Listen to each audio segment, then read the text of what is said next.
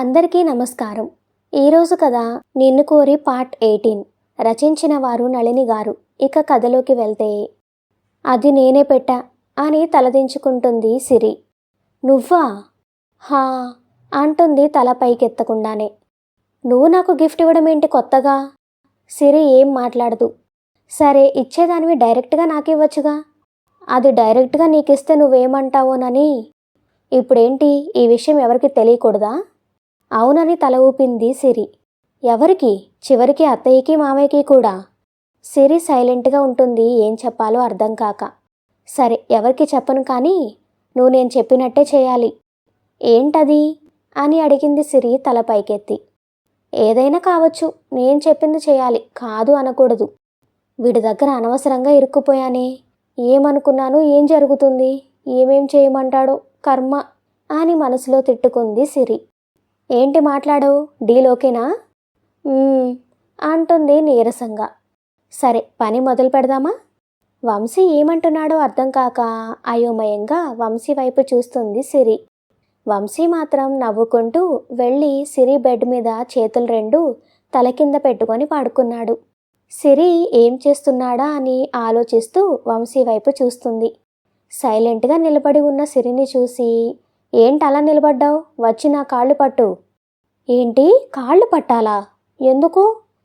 ఎందుకేంటి, నీకు వీక్నెస్ ఉంది, నాకు అవకాశం వచ్చింది అందుకు. అబ్బా, వీడు నాతో ఆడుకోవడం మొదలుపెట్టాడు, ఏం చేయాలరా దేవుడా అని తిట్టుకుంది. అది చూసిన వంశీ, రా బంగారం, తప్పులేదులే, రాత్రి నన్ను టెన్షన్ పెట్టావుగా అనుకొని వస్తున్నావా లేదా? చేసేదేమీ లేక నాకు బుద్ధి లేదు అనుకుంటూ వెళ్ళి బెడ్ మీద వంశీ పక్కన కూర్చొని కాళ్ళు పడుతుంది. సిరి ఫ్రస్ట్రేషన్ అర్థమైన వంశీ నవ్వుతూ సిరిని చూస్తూ ఉంటాడు. అబ్బా, కోపంలో కూడా ఎంత ముద్దుగా ఉన్నావే. కాసేపటికి ఇంక చాలే. దాంతో హమ్మయ్య అనుకొని బెడ్ దిగి వెళ్ళబోతుంది సిరి. ఓయ్ ఆగు, చాలన్నాను కానీ వెళ్ళు అనలేదు. దాంతో సిరికి కోపం వచ్చి, ఇంకా ఏం చేయాలి చెప్పు, ఎందుకే అంత కంగారు, చెప్తానాగు అంటూ లేచి డోర్ క్లోజ్ చేసి సిరి దగ్గరకు వస్తాడు. అది చూసిన సిరి, చూడు బావా, ఏదో పొరపాటు జరిగిందని దాన్ని అడ్వాంటేజ్గా తీసుకొని నన్ను ఏడిపించాలని చూస్తే నేను ఒప్పుకోను. ఛా, ఏం చేస్తావు అంటాడు సిరికి ఇంకా దగ్గరగా వస్తూ. వంశీ అలా దగ్గరగా వస్తుండడంతో, హా అది అంటూ టెన్షన్లో ఏం చెప్పాలో అర్థం కాక వెనక్కి అడుగులు వేయబోయి అక్కడ మంచం ఉండడంతో ఆగిపోతుంది సిరి. సిరి అలా తడబడుతూ ఉండడంతో సిరి దగ్గరకు వెళ్ళి చేతులు కట్టుకొని నిలబడతాడు వంశీ. ఒకరినొకరు అలా సైలెంట్గా చూస్తూనే ఉంటారు. ఇప్పుడేం చేయమంటాడో అని అనుకుంటూ ఉంటుంది సిరి.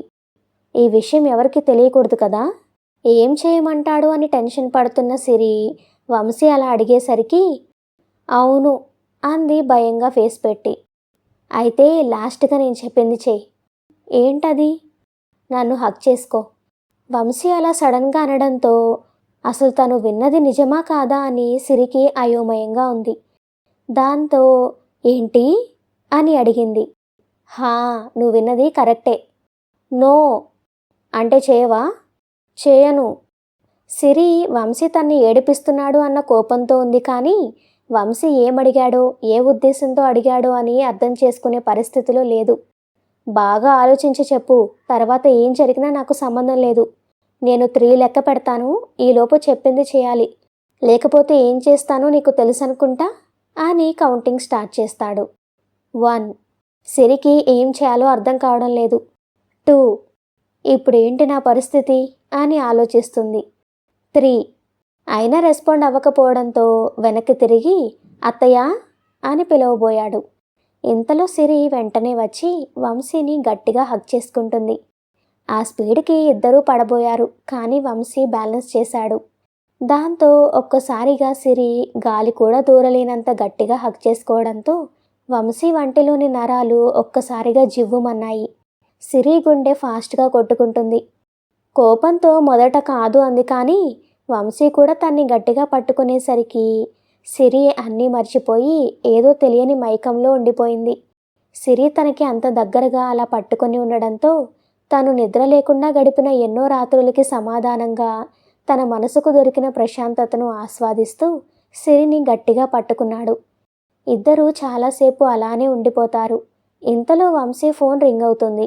దాంతో సిరి తేరుకొని వంశీని వదిలి దూరంగా జరుగుతుంది. సిరి తనకి దూరంగా జరగడంతో ఏంటి అన్నట్టు చూశాడు వంశీ. దాంతో సిరి కళ్ళతోనే వంశీ ఫోన్ వైపు చూపిస్తుంది. అప్పుడు అర్థమవుతుంది వంశీకి తన ఫోన్ రింగ్ అవుతుంది అని. ఓ సారీ అంటూ పాకెట్లో నుండి ఫోన్ బయటకు తీస్తాడు. దాంతో సిరి నవ్వుకుంటూ ఉండగా తనకి ఒక అనుమానం వచ్చింది. బావ ఎంతసేపటికి గిఫ్ట్ సంగతి చెప్తున్నాడు కానీ లెటర్ సంగతి మాట్లాడేంటి అని డౌట్ వచ్చి వంశీని అడుగుదాం అనుకుంది. ఫోన్ తీసిన వంశీ నెంబర్ చూసి బయటకు వెళ్ళబోతుంటే ఇంతలో సిరి బావా అని పిలిచింది. వంశీ ఆగి ఏంటి అన్నాడు. అది నీకు గిఫ్ట్తో పాటు ఇంకా ఏమైనా కనబడిందా అని అడిగింది. సిరి లెటర్ గురించి అడుగుతుంది అని అర్థమై అబ్బా ఫోన్ కూడా ఇప్పుడే రావాలా, లేకపోతే దాని గురించి కూడా ఇప్పుడే మాట్లాడితే బాగుండేది, కానీ అర్జెంట్ కాల్ వెళ్ళక తప్పదు. కానీ ఇప్పుడు లెటర్ కూడా ఉంది అంటే దాని గురించి సిరిని అడగాల్సి వస్తుంది అని. లేదే ఇంకేం కనబడలేదే, ఇంకా ఏమైనా ఉందా అని సూటిగా సిరి వైపు చూస్తాడు. అబ్బే ఏం లేదు, నేను ఊరికే క్యాజువల్గా అడిగాను. ఇంకా మాట్లాడే టైం లేక వంశీ అక్కడి నుండి వెళ్ళిపోతాడు. అదేంటి, నేను గిఫ్ట్ లెటర్ ఒక దగ్గరే పెట్టాను, మరి గిఫ్ట్ కనపడి లెటర్ కనబడకపోవడం ఏంటి అని ఆలోచిస్తూ అయినా ఏంటిది, బావ నన్ను హక్ చేసుకున్నాడు, నేను నమ్మలేకపోతున్నాను, ఇది కళా నిజమా అంటూ తన్ని తాను గిల్లుకుంది. దాంతో చురుక్కుమంది సిరికి. అబ్బా అంటూ రుద్దుకుంటూ ఇది నిజమే అంటే బావ నన్ను నిజంగానే హక్ చేసుకున్నాడు. అనవసరంగా ఇన్ని రోజుల నుండి తన్ని లవ్ చేస్తున్న సంగతి ఎలా చెప్పాలా అని టెన్షన్ పడ్డాను. కానీ తనే నన్ను హక్ చేసుకోమన్నాడంటే బావకి నేనంటే ఇష్టమా? ఆ మాట అనుకోగానే సిరి మనసులో ఉన్న భారం అంతా దిగిపోయి సంతోషం చోటు చేసుకుంది. సడన్గా వంశీ కూడా తన్ని లవ్ చేస్తున్నాడా అని తెలిసిన సంతోషం తనని నిలవనివ్వడం లేదు, కూర్చొనివ్వడం లేదు. దాంతో ఒకసారి వంశీతో మాట్లాడాలి అని తన దగ్గరకు వెళ్ళబోతుండగా తనని సుశీల పిలవడంతో బయటకు వస్తుంది సిరి. కిందకి వెళ్ళబోతుంటే వంశీ రూమ్లో నుంచి మాటలు వినబడేసరికి ఇంతసేపు ఎవరితో మాట్లాడుతున్నాడు అని అటు వెళుతుంది. సిరి వెళ్ళేసరికి వంశీ ఫోన్లో ఎవరితోనూ ప్లీజ్ ఏడవకు, నేను ఇప్పుడే బయలుదేరొస్తున్నాను అని ఇంకా ఏదో మాట్లాడుతూ ఉంటాడు. ఏమైంది, బావ ఎందుకు అంత టెన్షన్గా ఉన్నాడు? కాసేపటి క్రితం వరకు హ్యాపీగానే ఉన్నాడు, నన్ను ఏడిపించాడు, ఇందాక నన్ను అలా అంతా బాగానే ఉంది కదా, మరిప్పుడేంటి? అయినా ఎక్కడికి వస్తున్నానని చెప్తున్నాడు, అసలు ఎవరిని ఏడవకు అని చెప్తున్నాడు? సురేష్, నేను వచ్చే వరకు తనని జాగ్రత్తగా చూసుకో ప్లీజ్. థ్యాంక్స్, నేను ఇప్పుడే బయలుదేరుతున్నా, బాయ్. కాల్ కట్ చేసి బ్యాగ్ ప్యాక్ చేసుకున్నాడు. సిరికి ఏం అర్థం కాక కాసేపు ఆగితే ఎందుకు వెళుతున్నాడో తెలుస్తుంది కానీ అక్కడి నుండి సైలెంట్గా వెళ్ళిపోయింది. కాసేపటికి వంశీ బ్యాగ్ తీసుకొని కిందకి వచ్చాడు. సుశీల దగ్గరికి వెళ్ళి అత్తయ్య, నేను హైదరాబాద్ వెళ్తున్నాను, 2 డేస్లో వస్తాను అని చెప్పాడు. ఇంత సడన్గా వెళ్ళడం ఏంటి వంశీ? వంశీ ఏం చెప్తాడా అని టెన్షన్గా ఎదురు చూస్తుంది సిరి. పనుంది అత్తయ్య, అర్జెంటుగా వెళ్ళాలి.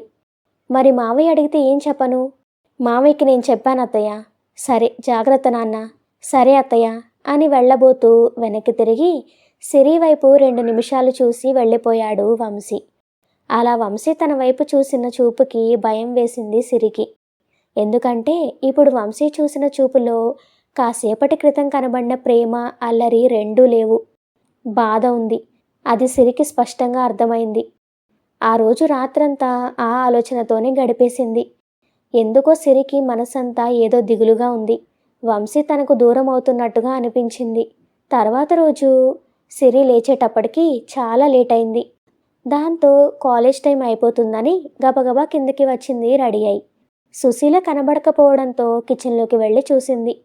అక్కడ కూడా సుశీల కనబడలేదు. అసలే కాలేజ్ టైం అవుతుంటే అమ్మ ఎక్కడికి వెళ్ళిందా అని బయటకు వచ్చింది. సుశీల బయట మెయిన్ గేట్ దగ్గర నుంచొని ఉంది. తను కూడా సుశీల దగ్గరికి వెళ్ళి ఏదో అడగబోతూ ఇంతలో ఊరి జనం పరిగెత్తడం చూసి ఏమైందమ్మా అని అడిగింది. నాకు అదే అర్థం కావడం లేదు సిరి. ఇంతలో వాళ్ళ పాలేరు రంగన్న రావడంతో ఏమైంది రంగన్న? ఎందుకు అందరూ అలా పరిగెడుతున్నారు అని అడిగింది సుశీల. మన సుబ్బన్న తన పొలంలో ఆత్మహత్య చేసుకున్నాడమ్మగారు. అయ్యో, ఎందుకు రంగన్న? వరుసగా 2 సార్లు నుంచి అతను వేసిన పంట చేతికి రాకుండా కల్తీ ఎరువుల వల్ల పాడైందంట అమ్మగారు. అయ్యో, అవునా? అవునమ్మగారు, పాపం. ఇంతలో వెంకట్రామయ్య గారు లోపల నుంచి బయటకు రావడం చూసి వెళ్ళిపోయాడు రంగన్న. పొద్దున్నే ఇంత తీరిగ్గా బయట నిల్చొని ఉన్నారేంటి అని అడిగాడు సుశీల వాళ్ళని చూసి. సుశీల వెంకట్రామయ్య దగ్గరికి వచ్చి జరిగింది చెప్పింది. అయ్యో, అవునా? లోపలికి వెళ్ళి కండవా తీసుకురా, నేను వెళ్ళి చూసొస్తాను. సిరి కండవా తీసుకురావడంతో దాన్ని తీసుకొని ఆయన బయటకు వెళ్లారు. అయ్యో పాపం, మొన్న ఈ మధ్య కూతురికి పెళ్లి చేశాడు, ఇంతలోనే ఇలా జరిగిపోయింది అంది సిరితో సుశీల. వాళ్ళిద్దరికీ చాలా బాధగా ఉంది. ఇంతలో సిరి వాళ్ళ ఫ్రెండ్ వసంత వచ్చింది. వసంతని అక్కడ చూసిన సిరి ఆశ్చర్యంతో, వసంత, నువ్వేంటి ఇక్కడా అంటూ తన దగ్గరకు పరిగెత్తింది. అంటే ఏంటే, ఎందుకు వచ్చావని అడుగుతున్నావా ఏంటి? సరే, నేను వెళ్తానైతే అంటూ వెనక్కి తిరిగింది వసంత. ఏ ఆగు, నేను అలా అనలేదు. నిన్ను చూసి చాలా రోజులైంది కదా, సడన్గా కనబడేసరికి అట్లా అడిగానంతే. దాంతో పక్కపక్క నవ్వింది వసంత. ఊరికే అన్నాలేవే. ఇంతలో సుశీల, వసంత బాగున్నావా అమ్మా అని అడిగింది. హా, బాగున్నానంటీ. అక్కడే నిలబడిపోయావేంటి? రామ్మ లోపలికి వెళ్దాం. ముగ్గురు లోపలికి వెళ్లారు. వసంతని కూర్చోపెట్టి, అమ్మ వాళ్ళెలా ఉన్నారు అని అడిగింది. బాగున్నారాంటీ, నాకు పెళ్లి కుదిరింది, ఇంకా 3 రోజుల్లో పెళ్ళి. అందుకే సిరిని తీసుకువెళ్దామని వచ్చాను. ఏ ఏంటే, నువ్వు చెప్పేది నిజమా? నవ్వింది వసంత. మంచిదమ్మా, మంచి శుభవార్త చెప్పావు. ఇప్పుడే నీకు స్వీట్ తీసుకొస్తాను అని లోపలికి వెళ్ళింది సుశీల. కంగ్రాట్స్ వసంత. ఇంతకీ మీ శ్రీవారు ఏం చేస్తూ ఉంటారు? సాఫ్ట్వేర్, బెంగళూరులో ఉంటారు. అయితే నువ్వు మాకు దూరంగా వెళ్తున్నావు అన్నమాట. అది సరే గాని ముందు నువ్వు వెళ్ళి బ్యాగ్ ప్యాక్ చేసుకో. అది వసంత, నేను రాలేను అని చెప్పబోయేలోపు స్వీట్ ఇంకా జ్యూస్ తీసుకొని సుశీల వచ్చింది. అది లేదు ఇది లేదు, నేనేం విన్ను. నువ్వు వెళ్ళు, బ్యాగ్ ప్యాక్ చేసుకో. మీరైనా చెప్పండి ఆంటీ సిరికి, 2 డేస్ తను నాతోనే ఉంటుంది. వస్తుందిలే కానీ ముందు నువ్వు స్వీట్ తీసుకోమ్మా అని వసంత నోట్లో స్వీట్ పెట్టింది. ఇంకేంటి, ఆంటీ పర్మిషన్ ఇచ్చారు, నువ్వు వెళ్ళు. అయినా వెళ్లకుండా అలాగే కూర్చున్న సిరిని చూసి, వెళ్ళు సిరి, వసంత అంతగా అడుగుతుందిగా, వెళ్ళిరా అంది సుశీల. కానీ సిరికి వెళ్ళాలని లేదు. వసంత పట్టుబట్టి మరీ సిరిని తన గదిలోకి తీసుకెళ్ళింది. దాంతో తప్పక సిరి డల్గా వెళ్ళడానికి రెడీ అయింది. సిరిని అలా డల్గా చూసి వసంత, ఏంటే, ఇందాక నేనేదో దూరం వెళ్తున్నాను అన్నావు, కానీ నువ్వు మాత్రం పక్క ఊరు రావడానికి కూడా అంతగా ఫీల్ అవుతున్నావు. అదేం లేదే అంది సిరి. మరేంటి అలా ఉన్నావు? ఏమోనే, నా మనసేం బాగాలేదు. ఈ 2 రోజులు అక్కడుంటే అంతా సెట్ అవుతుందిలే, రా. దాంతో ఇద్దరూ బయలుదేరారు. కిందకు వచ్చి సుశీలకి కార్డిచ్చి, ఆంటీ, మీరు అంకుల్ ఇద్దరూ పెళ్లికి తప్పకుండా రావాలని పిలిచింది వసంత. అలాగేనమ్మా, అమ్మ వాళ్ళని అడిగానని చెప్పు. సరే ఆంటీ, బాయ్. జాగ్రత్తమ్మా. ఇద్దరూ వసంత స్కూటీ మీద బయలుదేరి వెళ్ళిపోయారు. కాసేపటికి వెంకట్రామయ్య గారు వచ్చారు. ఆయనకి మంచినీళ్ళు అందిస్తూ ఏం జరిగిందని అడిగింది సుశీల. ఆయన చిన్నగా నిట్టూరుస్తూ, ఏముంది, రైతుకు ఆనవాయితీగా వస్తున్న ఆపద అని అన్నారు. ఈసారి కాకపోతే ఇంకోసారి పంట చేతికి వస్తుందని ఆశతో అప్పులు చేసి మరీ పొలంలో పంట వేస్తారు. పంట మీద ఆశతో పిల్లల్ని పెద్ద చదువులకు పంపించి ఎంత ఖర్చైనా వాళ్ళ మంచి చెడు చూసి ఎండకి ఎండి వానకి తడిసి పంట పొలంలో ఉన్నన్ని రోజులు పొలాన్ని తల్లిగా చూసుకుంటూ తిని తినక రోజు రోజుకు పంట మీద ఆశ పెంచుకుంటూ ఉంటే ఈ కల్తీ ఎరువులు మాత్రం వాళ్ళకి ప్రాణాల మీద ఆశ లేకుండా చేస్తున్నాయి. ఇలాగే జరిగితే ముందు ముందు రైతు అనేవాడు ఉండడు. అప్పుడు భావితరాల భవిష్యత్తు ఏమవుతుందో అనుకుంటూ ఏదో గుర్తొచ్చినట్టుగా, అన్నట్టు వంశీ ఫోన్ చేశాడా అని అడిగాడు సుశీలని. లేదండి, చేయలేదు. దాంతో వెంకట్రామయ్య గారి మనసు ఇంకా భారంగా అయింది. ఇందాక వసంత వచ్చింది, తనకి పెళ్లి కుదిరిందంట. పెళ్లికి ఇంకా 3 రోజులే ఉందని ఈ 3 రోజులు సిరి తనతో పాటే ఉండాలని తీసుకొని వెళ్ళింది. సరే, నేను అలా బయటకు వెళ్ళొస్తాను. అదేంటండి, టిఫిన్ చేయరా? వద్దు సుశీల. తర్వాత రోజు అక్కడ పెళ్లికి వెళ్ళిన సిరికి అందరిలో ఉన్నా కూడా ఒంటరిగా అనిపిస్తుంది. ఏ ఫంక్షన్ని ఎంజాయ్ చేయలేకపోతుంది. మనసంతా ఎందుకో బాధగా ఉంది. ఏదో జరగరానిది జరగబోతుందని అనిపిస్తుంది సిరికి. ఒకసారి వంశీతో మాట్లాడితే బాగుంటుందని వంశీకి కాల్ చేసింది. ఫోన్ రింగ్ అవుతుంది కానీ వంశీ కాల్ లిఫ్ట్ చేయడు. దాంతో ఇంకా బాధగా ఉంటుంది సిరికి. తనకి ఇప్పుడే ఇంటికి వెళ్ళిపోవాలని అనిపిస్తుంది. కానీ వసంత బాధపడుతుందని 2 రోజులు భారంగా గడిపింది. తర్వాత రోజు పెళ్ళవగానే సాయంత్రం బయలుదేరి ఇంటికి వచ్చేసింది. ఇంటికి వస్తున్న సిరిని చూసి పెళ్ళి ఎలా జరిగింది అని అడిగింది సుశీల. ఇంతలో వెంకట్రామయ్య గారు కూడా కిందకి వచ్చారు.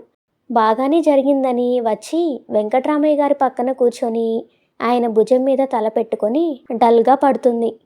అది చూసిన సుశీల కంగారుగా, ఏమైంది సిరి, ఏంటి అలా ఉన్నావు అని అడిగింది. ఏం లేదమ్మా అని సమాధానం చెప్పబోతూ గుమ్మం వైపు చూసిన సిరికి వంశీ లోపలికి వస్తూ కనబడ్డాడు. వంశీని చూడగానే సిరికి ప్రాణాలు వచ్చినట్టుగా ఉంది. దాంతో హుషారుగా లేచి ముందుకి అడుగు వేసి ఆగిపోయి బొమ్మలా నిలబడిపోయింది.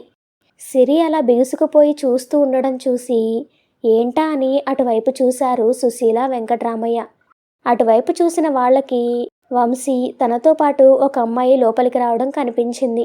షాక్ అయ్యి చూస్తూ ఉన్న సుశీల లోపలికి వచ్చిన వంశీని ఎవరి అమ్మాయి అని అడిగింది. తన పేరు చందు. ఇక నుండి తనకు అన్నీ నేనే. కొత్తగా ఈ చందు ఎవరబ్బా?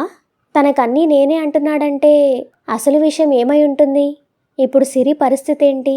నెక్స్ట్ ఎపిసోడ్ కోసం వీడియోని తప్పకుండా లైక్ చేసి కామెంట్ చేయండి. అలాగే మన ఛానల్ని సబ్స్క్రైబ్ చేసుకోండి. Thank you for listening.